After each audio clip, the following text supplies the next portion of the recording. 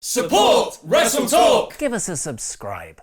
We just had the worst Rusev Day ever. Randy Orton abuses a member of the WWE staff, allegedly, and Becky Lynch wants to be your queen, bitch. I am the other one, Luke Owen. Vote in the poll above my head to let me know what you thought of the show, where you can choose from Smackdam, Smacktastic, Smack Bang in the middle, Ellsworthy, and a smack in the face. This is the 18th of September 2018 edition of SmackDown Live in about 4 minutes. The Miz opened this week's show to announce that he will be facing Daniel Bryan at Super Showdown to become the #1 contender to the WWE Championship. A match that was announced quite some time ago, but was brand new news to the idiot announcers at ringside. Miz then brings out his surprise guest for Miz TV, his wife Maryse. They both made fun of Bryan and Brie Bella, which brought out Daniel to defend their honor. This led to a really great sequence where Bryan drop-kicked Miz into Maryse, who seemingly went down injured. They brought out the stretcher, but it was all a ruse. Bryan evaded Miz's attack and then threw him into Maryse for real, and the heels bailed up the ramp. A solid segment to keep the Miz and Bryan plate spinning, but the announcement that they would be facing for the #1 contendership would have been more impactful if it wasn't already common knowledge. Look at this hero! The New Day found themselves on the right side of obnoxious this week, with Big E doing bad Australian accents, which he claimed the Iconics told him were good. Cesaro told New Day they're not funny, and then beat Kofi Kingston in a fun match. Backstage, Rusev was getting ready for his United States Championship match against Shinsuke Nakamura when Aiden English walked up to apologize for his actions at Hell in a Cell. And when Rusev told him he wouldn't be allowed at ringside tonight, English freaked out to a stagehand about how Lana and Rusev wouldn't be anything without him. Sadly for English, Lana was listening and told him that she would tell Rusev. What a snitch! Elsewhere, Randy Orton was telling an editor in a production truck to bring up images of him putting a screwdriver in Jeff Hardy's flesh tunnel at Hell in a Cell. He then started to, seemingly get off on these images and forced the editor to look at them by grabbing his face. This all seemed very out of character of the real-life Randy Orton, allegedly. He then said what he did to Jeff will pale in comparison to his next victim. This was super creepy and very unsettling. I would offer to shake Randy's hand for the great performance, but, you know, allegedly.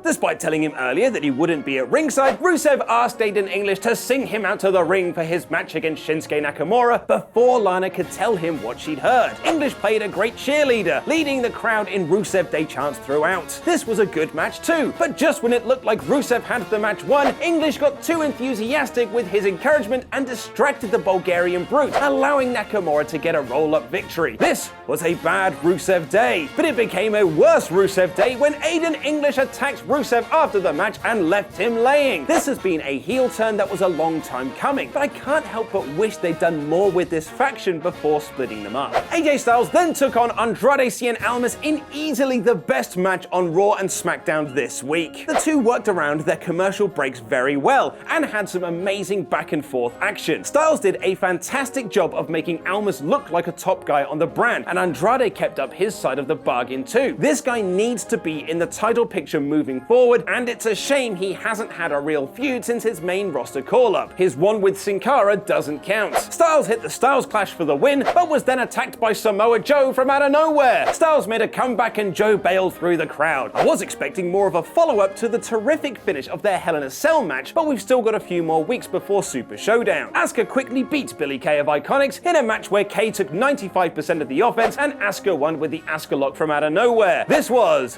no good. What was good, however, was Becky Lynch being coronated as the SmackDown Women's Champion. Tom Phillips and Byron Saxton, the babyface commentators, told the audience at home that what Becky did at SummerSlam and Hell in a Cell was really horrible and disrespectful. The live crowd disagreed and loudly chanted for Becky like the badass she is. Becky told Paige that she didn't need the whole division round ringside, she only wanted Charlotte Flair. Tom Phillips and Byron Saxton, the babyface commentators, told the audience at home that Flair was disrespectful at SummerSlam and Hell in a Cell by her former best friend. The live crowd disagreed and loudly chanted for Becky like the badass she is. And why wouldn't you? Becky cut this awesome promo, cutting off Flair at every opportunity to say that she's the best female wrestler in WWE and her title proves that. She asked Flair to put the belt round her waist, but then said she just wants Flair to call her queen. When Charlotte didn't, Becky called her a bitch and they got into a scuffle, with Lynch locking in the disarmer and standing tall. Try as they might to get Charlotte over as this babyface who always shows respect and Becky as the disrespectful heel who threw away her friendship, this audience just wants to loudly chant for Becky like the badass she is. Aside from the Asuka and Billie Kay match, this was a really good episode of SmackDown Live. The match between Styles and Almas really made me want to see a championship feud between the two of them on pay-per-view. Randy Orton was very creepy,